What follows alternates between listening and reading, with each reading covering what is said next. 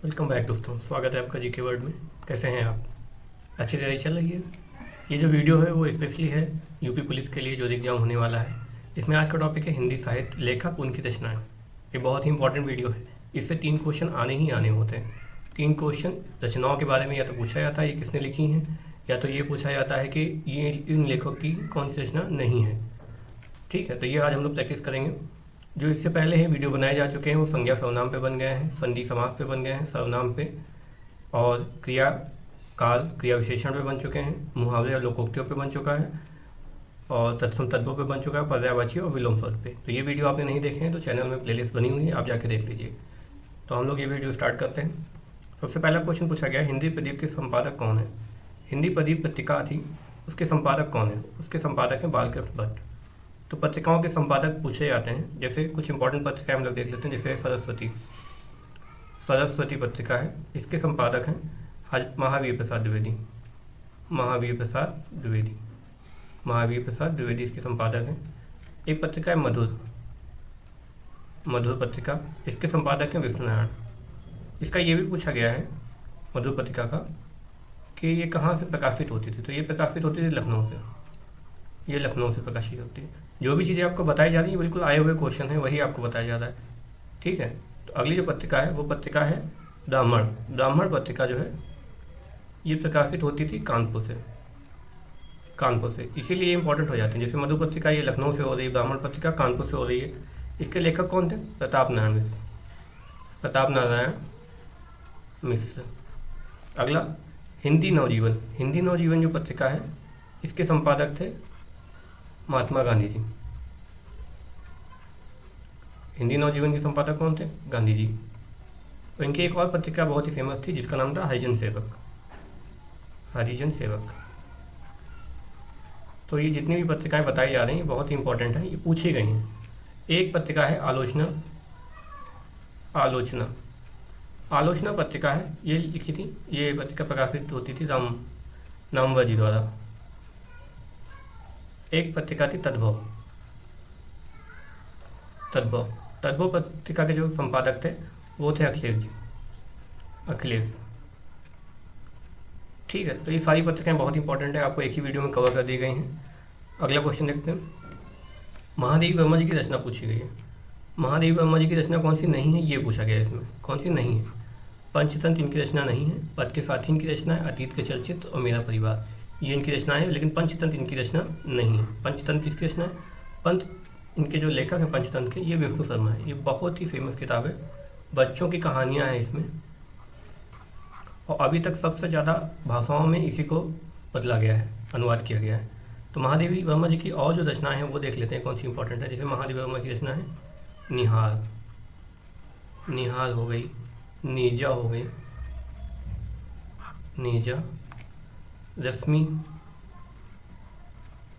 रश्मि हो गई, अग्निरेखा। ये महादेवी वर्मा की और रचना है जो बहुत इंपॉर्टेंट है। महादेवी की एक प्रमुख रचना है माया, जिसके लिए उन्हें ज्ञानपीठ पुरस्कार मिला था। महिला में ज्ञानपीठ पुरस्कार सबसे पहले महादेवी वर्मा जी को ही मिला हुआ था। तो अगला क्वेश्चन देख लेते हैं। अगला क्वेश्चन पूछा गया है, चिंतामणि किसकी रचना है? चिंतामणि जो है वो है रामचंद्र शुक्ल की। किसकी है? रामचंद्र शुक्ल जो है बहुत अच्छे आलोचक थे, प्रसिद्ध आलोचक थे रामचंद्र शुक्ल जी। तो इनके प्रमुख रचनाएं देख लेते हैं। इनकी प्रमुख रचना है रस मीमांसा। अगर आपसे पूछ लिया जाए कि रामचंद्र शुक्ल जी की कौन सी इनमें से नहीं है, तो उनके वो करने के लिए आपको ये जानकारी होनी चाहिए। रस मीमांसा हो गई, हिंदी साहित्य का इतिहास हो गया, हिंदी साहित्य का इतिहास। तो ये बहुत ही इंपॉर्टेंट रचनाएं हैं इनकी जो पूछी गई हैं एग्जाम।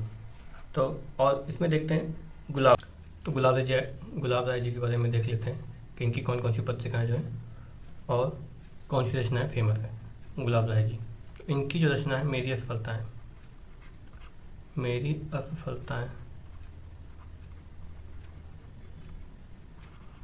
ये बहुत इंपॉर्टेंट है। नवरस,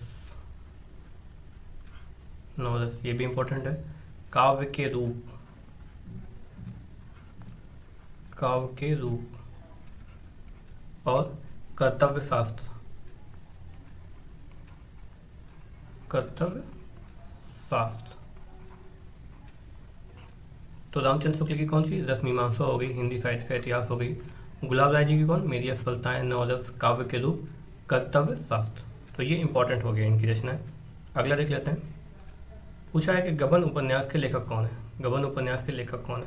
तो गबन उपन्यास के लेखक कौन है? गबन उपन्यास के लेखक हैं प्रेमचंद, मुंशी प्रेमचंद। ये बहुत ही प्रसिद्ध उपन्यासकार हैं।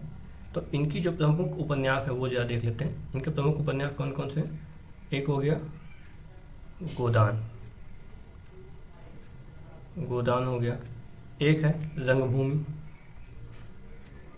रंगभूमि, सेवा सदन।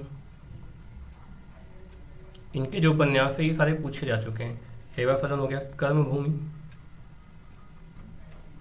कर्मभूमि, इनको लिख के याद कर लीजिए। कभी कभी ये पूछ लिया जाता है कि गोदान दे दिया ऑप्शन में, रंगभूमि दे दिया, सेवा सदन दे दिया, उसके बाद चौथी कोई दूसरी रचना पूछी दे दी और पूछा इनमें कौन सी प्रेमचंद की जी की रचना नहीं है। ठीक है, तो अगली है कायाकल, कायाकल, कायाकल। एक रचना जो इनकी अपूर्ण रह गई थी वो थी मंगलसूत्र। तो ये भी पूछा गया डायरेक्ट कि कौन सी रचना प्रेमचंद जी की अपूर्ण रह गई थी, वो थी मंगलसूत्र। ठीक, अब प्रेमचंद जी की कहानियाँ देख लेते हैं क्योंकि ये इनकी कहानियाँ भी बहुत प्रसिद्ध हैं। जैसे पंच परमेश्वर, पंच परमेश्वर, ईदगाह, परीक्षा, परीक्षा हो गई, पंच परमेश्वर हो गई, ईदगाह हो गई, कर्मों का फल, कर्मों का फल, कर्मों का फल हो गई, और पूस की रात, पूस की रात। तो ये कुछ अन्य जो है महत्वपूर्ण जो कहानियाँ हैं वो हैं। ठीक, तो यहाँ पे जो इनके उपन्यास हैं वो गोदान, रंगभूमि, सेवा सदन, कर्मभूमि और कायाकल्प है। मंगलसूत्र इनका जो उपन्यास है ये अधूरा रह गया था, इनकी डेथ हो गई थी। पंच परमेश्वर इनकी कहानी, सबसे पहली कहानी इनकी पंच परमेश्वर ही है।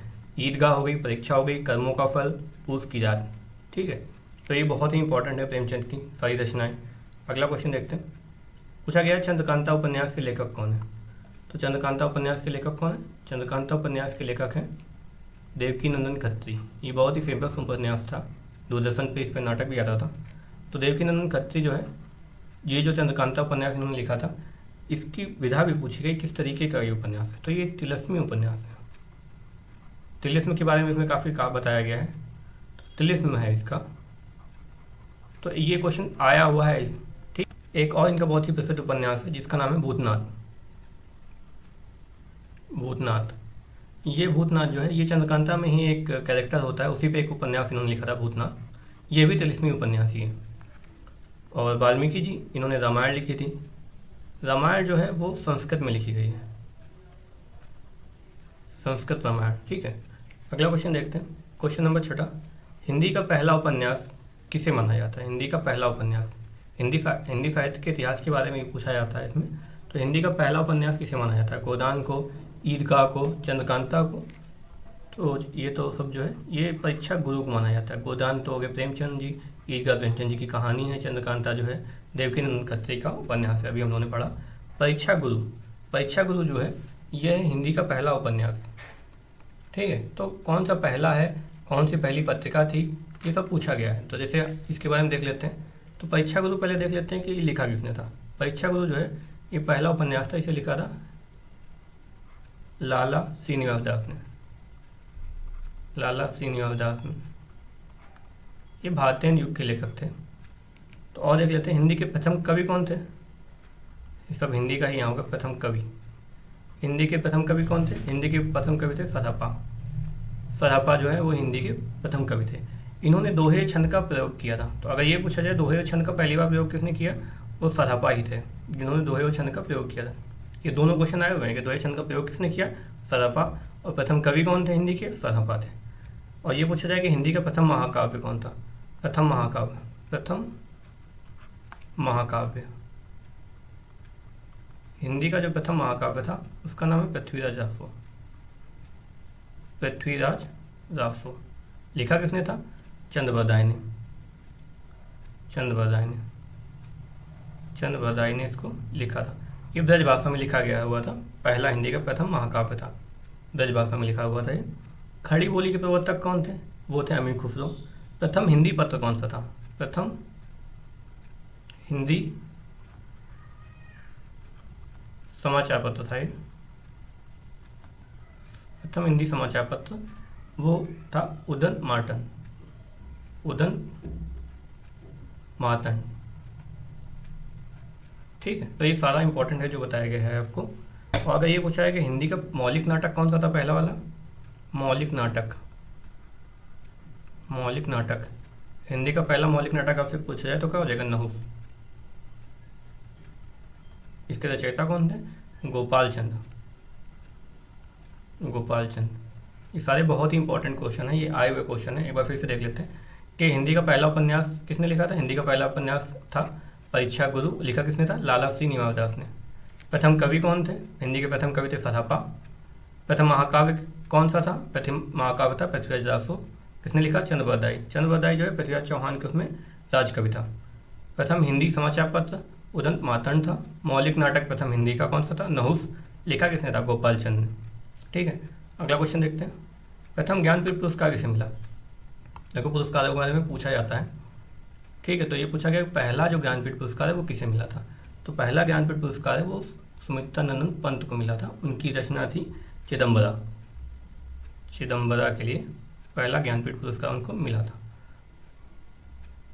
ठीक है, अगर ये पूछा जाए कि इस समय ज्ञानपीठ पुरस्कार किसे मिला है, देखो अभी 2024 के अनाउंस नहीं किए गए। 2023 के जो है ये 58 थे, 98 जो थे वो ज्ञानपीठ पुरस्कार थे। ये दो लोगों को मिला था, राम भद्राचार्य,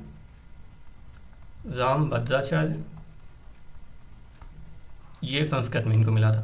दूसरे थे गुलजार, ये उर्दू में इनको मिला था। ठीक है, तो 2023 में जो अभी लेटेस्ट हुआ है ज्ञानपीठ पुरस्कार मिला है वो राम भद्राचार्य और गुलजार जी को मिला हुआ है।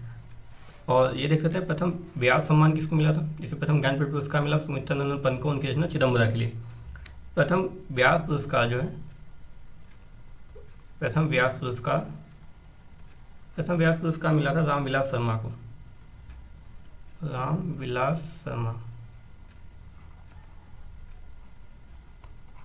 ठीक, उनकी रचना थी भारत की भाषा, परिवार और हिंदी। महिला ज्ञानपीठ पुरस्कार वो मिला था महादेवी वर्मा को मिला था महिला ज्ञानपीठ पुरस्कार। उनकी रचना कौन सी थी? यामा के लिए। ठीक है, तो एक बार फिर से देख लेते हैं। प्रथम ज्ञानपीठ पुरस्कार किसे मिला? सुमित्रानंद पंत को, चिदम्बरा के लिए। 2023 में जो है 98 थे, तो उन किसको मिला? राम भद्राचार्य, इनको संस्कृत के लिए मिला, और गुलजार इनको उर्दू के लिए मिला। प्रथम व्यास जो है वो किसको मिला था? रामविलास शर्मा को, उनकी रचना थी भारत की भाषा, परिवार और हिंदी। महादेवी वर्मा जो थी इनकी रचना यामा के लिए इनको पहला महिला ज्ञानपीठ पुरस्कार इनको मिला था। अगला क्वेश्चन देखते हैं। अनाम दास का पोथा, तो ये किसका उपन्यास है? अनाम दास का पोथा ये उपन्यास है हजारी प्रसाद द्विवेदी का। किसका है? हजारी प्रसाद द्विवेदी का। हजारी प्रसाद द्विवेदी की जो और प्रमुख रचनाएं हैं वो देख लेते हैं। जैसे हो गया, इनकी रचनाएं थी अशोक के फूल और कुटुज,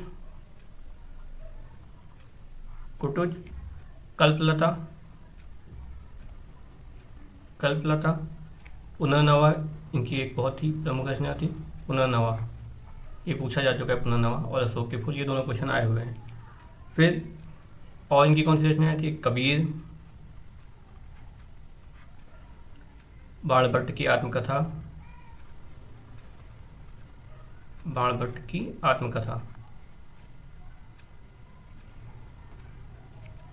तो ये इनकी इंपॉर्टेंट रचनाएं थी जो पूछी जा चुकी हैं। अशोक के फूल और पुनर्नवा तो कई बार आ चुका है। अगला क्वेश्चन देखते हैं। क्वेश्चन नंबर 9, पद्मावत किसकी रचना है? क्वेश्चन नंबर 9 पूछा है कि पद्मावत किसकी रचना है? पद्मावत रचना है मलिक मोहम्मद जायसी की। किसकी? मलिक मोहम्मद जायसी की। इस पर एक मूवी बन चुकी है अभी। मलिक मोहम्मद जायसी की और प्रमुख रचनाएं देख लेते हैं। जैसे होगी अखरावट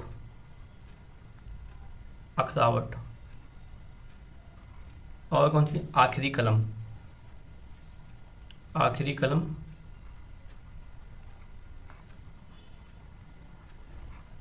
और है चित्रलेखा।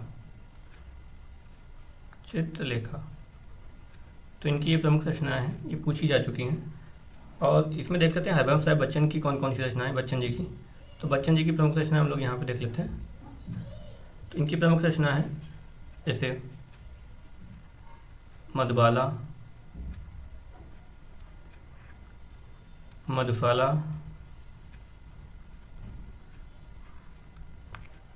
मधुकलश। जो मधु से रिलेटेड रचनाएं हैं वो ज़्यादातर इनकी हैं। एकांत संगीत, एकांत संगीत, अग्निपथ और आत्मपरिचय। ये जो बताई हैं ये बहुत इंपॉर्टेंट रचनाएं बताई हैं जिनका बार बार क्वेश्चन पूछा जा रहा है। ठीक है, तो मलिक मोहम्मद जायसी की यहाँ पे अखरावट, आखिरी कलम और चित्रलेखा। हरिवंश राय बच्चन की कौन कौन सी हैं? मधुबाला, मधुशाला, मधुकलश, एकांत संगीत, अग्निपथ, आत्मपरिचय। ठीक, अगला क्वेश्चन देख लेते हैं। क्वेश्चन नंबर 10, सूर सागर जो है वो किसकी रचना है? सूर सागर रचना है सूरदास जी की। किसकी रचना है? सूरदास जी की। सूरदास जी है जो भक्ति काल के कवि थे। इनकी रचनाएं जो है ज़्यादातर ब्रजभाषा में हुआ करती थी। तो इनकी और इम्पोर्टेंट रचनाएं देख लेते हैं। एक है सूर सारावली। सूर सारावली, इनकी रचनाओं में सूर शब्द का प्रयोग करते हैं ज़्यादातर ये। और भी रचनाएं हैं लेकिन ये जनरली ऐसा होता है। सूर सागर, सूर सारावली, साहित्य लहरी, साहित्य लहरी और नल दमयंती। तो ये इनकी प्रमुख रचनाएं हैं। अगला क्वेश्चन देख लेते हैं। अगला क्वेश्चन में साखी किसकी रचना है? साखी किसकी रचना है? साखी रचना है कबीरदास जी की। कबीरदास जी जो है भक्ति काल के कवि थे। ये निर्गुण शाखा के थे। तो ये भी पूछा गया कौन से इसमें सगुण है, कौन से निर्गुण है, कौन से भक्ति काल के हैं, कौन से रीति काल के, ये पूछा गया है प्रश्न। तो कबीरदास जी जो है वो निर्गुण शाखा के थे। इनकी प्रमुख रचनाएं हैं साखी, सबद, रामायणी। इनकी 3 ही रचनाएं हैं। इन्होंने लिखा नहीं, इन्होंने बोला है और लोगों ने, उनके छात्रों ने लिखा है। इन्होंने खुद ही कहा मस्त कागज छुओ नहीं, कलम गयो नहीं हाथ। ठीक है, तो अगला क्वेश्चन देखते हैं। अगला क्वेश्चन है रामचरितमानस जो है उसकी रचना किसने करी है? रामचरितमानस, रामचरितमानस की रचना करी है तुलसीदास जी ने। किसने करी है? तुलसीदास जी ने। ये भी भक्ति काल के कवि थे। ये राम भक्त शाखा के थे। ठीक, इनकी प्रमुख रचनाएं देख लेते हैं। इनकी प्रमुख रचनाएं हैं गीतावली,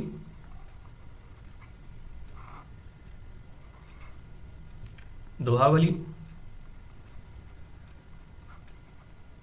इनकी रचनाओं में ज़्यादातर वली लगा होता है। कवितावली,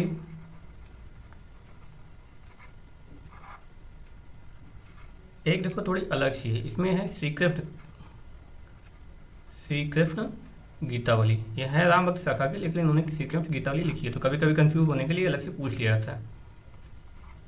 विनय पत्रिका,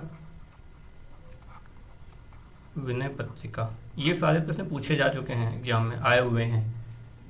जानकी मंगल और पार्वती मंगल, जानकी मंगल और पार्वती मंगल, जानकी मंगल और पार्वती मंगल। तो ये 7 जो रचनाएं यहाँ लिखी हैं बहुत ही ज़्यादा इंपॉर्टेंट है। इनको बार बार देखिएगा तो आपके दिमाग में रच बस जाएंगी। अगला क्वेश्चन देखते हैं। अगला क्वेश्चन है सतसई किसकी रचना है? सतसैया के दोहरे जस नाविक के तीर। तो ये रचना किसकी? बिहारी की। ठीक है, तो बिहारी की रचना है सतसई। रसखान के बारे में देख लेते हैं हम लोग। रसखान जो है ये भक्ति काल के कवि थे। बिहारी जो थे ये रीति काल के कवि थे। रसखान भक्ति काल के कवि थे। इनकी जो रचनाएं जैसे हैं सुजान रस खान, सुजान रस खान, सुजान रस खान और प्रेम वाटिका। प्रेम वाटिका काफ़ी पूछी जा चुकी है। सुजान रस खान में तो रस खान नाम ही लिखा हुआ है तो आप पहचान जाएंगे, लेकिन प्रेम वाटिका आपको कंफ्यूज कर सकती है, तो इसे दिमाग में बसा लीजिए। अगला क्वेश्चन देखते हैं। साकेत किसकी रचना है? साकेत, साकेत को जो है आधुनिक भारत का रामायण कहा जाता है। आधुनिक भारत की रामायण साकेत को कहा जाता है। साकेत का मतलब अयोध्या होता है। तो इनकी रचना जो है और कौन कौन सी हैं, इसके रचनाकार हैं मैथिली शरण गुप्त। तो इनकी मैथिली शरण गुप्त की और रचनाएँ कौन कौन सी हैं ये देख लेते हैं। ये बहुत ही इंपॉर्टेंट रचनाएँ हैं जो आपको बताई जा रही हैं, ये पूछी जा चुकी हैं। जैसे हो गई नहुस, नहुस नाम से इन्होंने भी रचना करी थी। और हो गई जयद्रथ वध, जयद्रथ वध। अगली रचना पंचवटी, पंचवटी इनकी एक रचना हो गई। यशोधरा, यशोधरा। द्वापर, द्वापर। जय भारत, जय भारत। भारत भारती, भारत भारती। ठीक। हिडिंबा और विष्णुप्रिया, हिडिंबा, विष्णुप्रिया, हिडिंबा, विष्णुप्रिया और रत्नावली। तो ये जो 10 रचनाएँ आपको बताई गई ये बहुत ही इंपॉर्टेंट है। बहुत मैथिली शरण गुप्त की 10 रचनाएँ जो हैं बहुत ही इंपॉर्टेंट है। ये जो 10 रचनाएँ बताई गई ये बहुत ही इंपॉर्टेंट है। ठीक है, तो इनको जो है याद कर लीजिए। तो एक बार फिर से रिवाइज कर लेते हैं। नहुस हो गई, जयद्रथ वध हो गई, पंचवटी हो गई, यशोधरा हो गई, द्वापर हो गई, जय भारत, भारत भारती। भारत भारती का क्वेश्चन तो बहुत बार पूछा गया है। हिडिंबा, विष्णुप्रिया और रत्नावली, रत्नावली का भी क्वेश्चन कई बार आया हुआ है। तो इन रचनाओं के रिपीटेड क्वेश्चन आते हैं। जहाँ पे हिंदी साहित्य में लेखक और रचनाएँ पूछी जाती हैं तो ये रचनाएँ बहुत ही इंपॉर्टेंट होती हैं कि ये इन पे क्वेश्चन बनना ही बनना होता है। अगला देख लेते हैं। राम की शक्ति पूजा, राम की शक्ति पूजा कविता की रचना किसने करी है?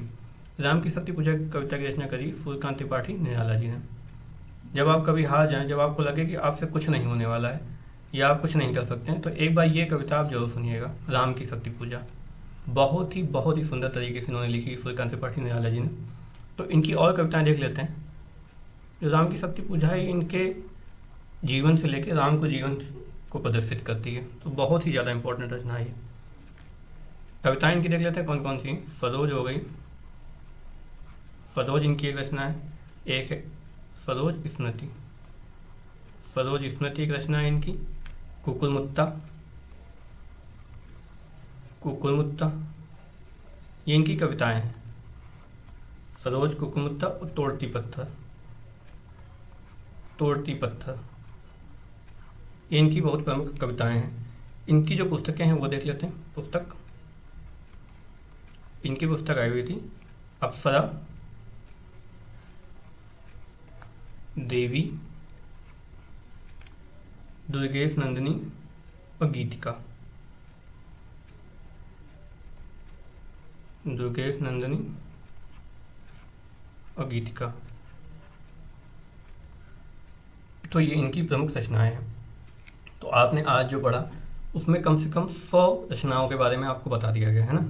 तो ये वीडियो अगर एक बार में आपको पूरी तरीके से नहीं आपके दिमाग में दर्ज बस जा रहा है तो इसे बार बार देखिए। इससे क्या होगा, आपको एक ही वीडियो में सारी जो हिंदी साहित्य की जो इंपॉर्टेंट लेखक हैं, रचनाएं हैं, ये सारी आपके दिमाग में बैठ जाएंगी और एग्जाम के टाइम पे आप तुरंत टिक करके आगे बढ़ जाएंगे। ठीक है, तो तब तक तैयारी करते रहिए। Thank you.